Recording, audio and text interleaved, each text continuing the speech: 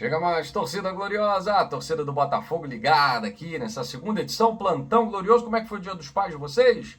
Espero que tudo bem, espero que tenha corrido tudo bem, com muita alegria, com muita felicidade.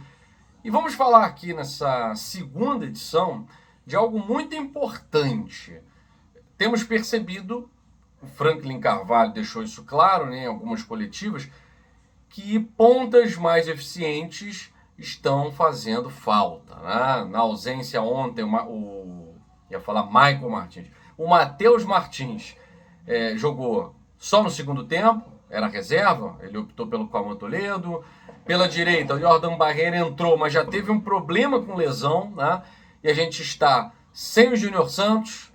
O Botafogo está precisando de jogadores pelo corredor. O Botafogo está precisando de pontas de qualidade, já que é uma característica desse time também do Franklin Carvalho. Então, o mercado da bola para o Botafogo, ele não está encerrado, tá, galera? Muita gente pode achar que não dá para inscrever mais na Sul-Americana. Não dá para inscrever no confronto das quartas de final. Para a Copa Sul-Americana, Botafogo, depois do confronto, quem ele contratar, ele pode inscrever para a próxima fase. Então o Botafogo está no mercado. Essa primeira parte da janela para a gente foi importante para organizar um pouquinho a casa, né? Para trazer jogadores que pudessem colaborar. Ontem, por exemplo, Danilo Pereira e Paulinho estrearam. Dá para destacar a estreia do Paulinho. Do Danilo Pereira ainda não deu para cravar ali um destaque, né? Mas a gente espera que possa cada vez mais se adaptar ao futebol brasileiro, se acostumar o mais rápido possível, fazer logo o primeiro gol, né? E o que está pegando para o Botafogo, a gente vê claramente aí, é a qualidade na finalização, principalmente quando a bola passa pelos pontas, né? Então a gente vê o Matheus Martins, é um jogador que também proporciona muita criação de jogadas, mas na finalização ainda peca muito. O Cauã Toledo, que tem na finalização um defeito, precisa melhorar muito a finalização. O próprio Kadir Barria, que também é um jogador com muita força física, mas cuja finalização não é o ponto forte. O Vidalba, claramente a finalização não é o ponto forte dele, né? E o Arthur Cabral também não esteve numa noite muito boa, não esteve numa noite inspirada, né? Com decisões equivocadas. O Botafogo poderia ter matado o jogo no início do segundo tempo, aquele drible errado que ele deu facilitou o corte do Ignácio. No final ali teve aquela cabeçada para fora, teve o lance do Montoro que ele não conseguiu chegar, então também não foi uma noite, né? O jogo foi 9 horas, muito feliz. Então o nosso ataque não foi nem um pouquinho eficiente. E nós vínhamos tendo ali, nos últimos gols que o Botafogo marcou no campeonato, os últimos 4 gols foram jogadores da base que marcaram. O Guinho, o Justino, o Kadir, Lucas Emanuel, jogadores da base que marcaram os últimos gols do Botafogo. Ontem foi o Alex Telles. O Alex Telles, jogador mais do que experiente, carimbado, muito adorado pela torcida, mas a gente vive um problema de finalização, não é um problema de criação, né? Até o Eric Faria comentando, ele achou o jogo do Botafogo ok, né? Achou que o Botafogo tem muita margem para crescimento e destacou que os atacantes não estiveram numa noite muito boa, né? E aí essa questão dos reforços, ela é muito importante, por quê? Porque do lado direito a gente vive um dilema. O Barreira se machucou, ele entrou, estava até jogando bem, estava desenvolvendo bem, acabou se machucando, a gente não sabe qual é a situação real do Barreira. O Vidalba, ele tem limitações sérias. O Júnior Santos, as limitações são físicas, e o Júnior Santos demora muito para adquirir o ritmo do jogo, né? Eu me lembro que depois da contusão dele de 2024, o Júnior Santos só voltou para jogar 20 minutos, para jogar 15 minutos, para jogar 30 minutos no máximo, né? Na final da Libertadores, ele entra para fazer o gol. Jogo contra o Vasco, aquele 3-0, ele entra para fazer o terceiro gol. Então o Júnior Santos vinha sendo esse jogador já desde 2024. No Atlético Mineiro não aconteceu, foi uma temporada perdida. E no Botafogo até jogou 90 minutos alguns jogos. Mas ainda muito abaixo daquilo que a gente espera do Júnior Santos. E do lado esquerdo também esse problema. Eu acho que o Botafogo, e hoje a gente pode analisar esses resultados aí, Bahia 0-0 com o Vasco em casa, O próprio Palmeiras 0x0 com o Internacional em casa, Corinthians e Bragantino, que eu estou assistindo agora também.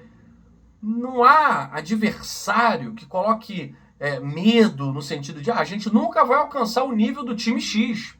Gente, não tem ninguém de alto nível no Campeonato Brasileiro.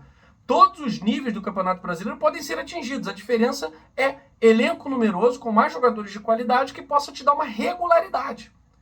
Regularidade.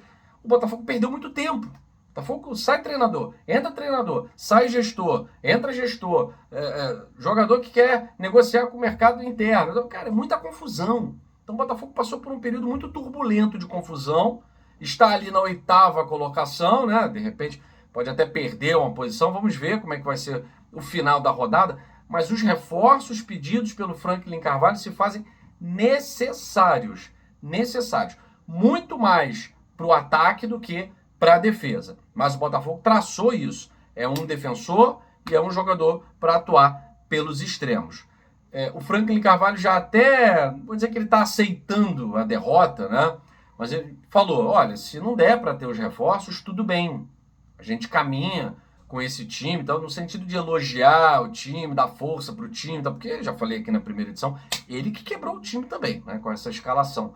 Enfim, mas os reforços são importantes, que o Botafogo precisa, quando troca jogador, precisa mudar o panorama do jogo. A gente precisa, quando sai um, entra outro, esse outro ser decisivo, ser importante dentro do jogo. Então, o Franklin Carvalho tem limitações? Tem. É o treinador dos sonhos do Botafogo? Passa longe disso. Inspira confiança? Passa longe disso. Mas ele também, para brigar por título de Sul-Americana, para brigar ali pela parte da frente do Campeonato Brasileiro sonhando com G5, eu acho que precisa municiar também mais o treinador. Se você olhar para a tabela, você vê na frente do Botafogo, né? O Cruzeiro, eu acho que tem time, tem elenco para estar à frente mesmo. Por mais que o Botafogo tenha vencido o Cruzeiro no penúltimo jogo, tá? Agora, Bragantino não. Bragantino não tem, tá? Atlético Paranaense não tem, só que tá encaixado. Não sei se a eliminação na Copa do Brasil vai fazer muita diferença. Vai, sei lá, emocionalmente mexer, eu acho que não. Por quê? Porque o Atlético Paranaense é muito forte na Arena da Baixada. E o Botafogo não está conseguindo fazer do Newton Santos o caldeirão. Não está conseguindo transformar o Newton Santos no lugar dos pontos. Então o Botafogo tem times que estão à frente dele, Bahia, Red Bull Bragantino, Atlético Paranaense, que não são tão melhores, e dá para colocar aqui, Bragantino e Bahia não são melhores que esse time do Botafogo. A gente vê esses jogos. O Botafogo perdeu para o Bahia porque tinha um jogador a menos e o Raul tomou um gol, o Ferrarese recuou, o Raul tomou um gol, porque senão a bola talvez nem entrasse naquele jogo. Então não precisa de muito para ser brilhante, mas é preciso de peças que possam te tirar do lugar comum. E se ficar no lugar comum é 1-1, é 0-0, e aí quem fez mais pontos no primeiro turno vai chegando. Então, beleza, jogo do Fluminense passou. Agora é pensar na Copa Sul-Americana. Para pegar o Cienciano, acredito que com o que a gente tem, a gente consiga a classificação. É preciso conseguir essa classificação. O Botafogo foi o melhor time da Sul-Americana. Ele não pode ser eliminado pelo Cienciano, independentemente do resultado em Cusco. Eu tenho esperança que o Botafogo consiga um bom resultado em Cusco, tá? Mas acho que a diretoria precisa dar uma resposta para o Franklin. Já teve reforços, Monzon, Domingos e tal, mas não teve nenhum reforço para a gente chegar e falar assim, pô, esse cara chega para brigar por posição. Esse aqui é o dono da ponta. Não trouxe.